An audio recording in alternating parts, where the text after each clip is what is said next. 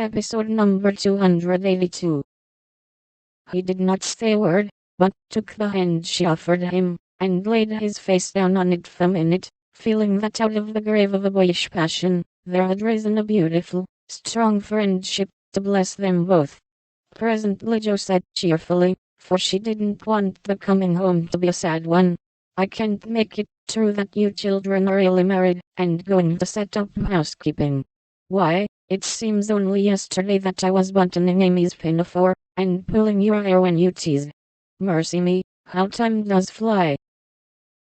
As one of the children is older than yourself, you needn't talk so like a grandma. I flatter myself I'm a gentleman growed, as Peggy said of David, and when you see Amy, you'll find her rather a precocious infant," said Laurie, looking amused at her maternal air. "You may be a little older in years, but I'm ever so much older in feeling, Teddy.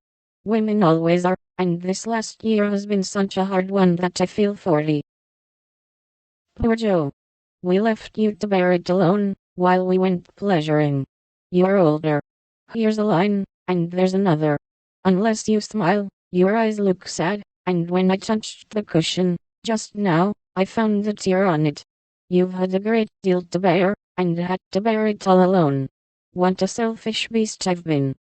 And Laurie pulled his own hair, with a remorseful look. But Joe only turned over the traitorous pillow, and answered, in a tone which she tried to make more cheerful, "No, I had father and mother to help me, and the dear babies to comfort me, and the thought that you and Amy were safe and happy, to make the troubles here easier to bear. I'm lonely, sometimes, but I dare say it's good for me, and—" "You never shall be again," broke in Laurie, putting his arm about her, as if to fence out every human ill. "Amy and I can't get on without you, so you must come and teach the children to keep house, and go halves in everything, just as we used to do, and let us pet you, and all be blissfully happy and friendly together. If I shouldn't be in the way, it would be very pleasant. I begin to feel quite young already, for somehow all my troubles seemed to fly away when you came. You always were a comfort, Teddy," and Joe leaned her head on his shoulder, just as she did years ago, when Bethlehem and Laurie told her to hold on to him. He looked down at her, wondering if she remembered the time, but Joe was smiling to herself, as if in truth her troubles had all vanished at his coming. "You are the same Joe still, dropping tears about 1 minute, and laughing the next. You look a little wicked now. What is it, Grandma?" "I was wondering how you and Amy get on together." "Like angels."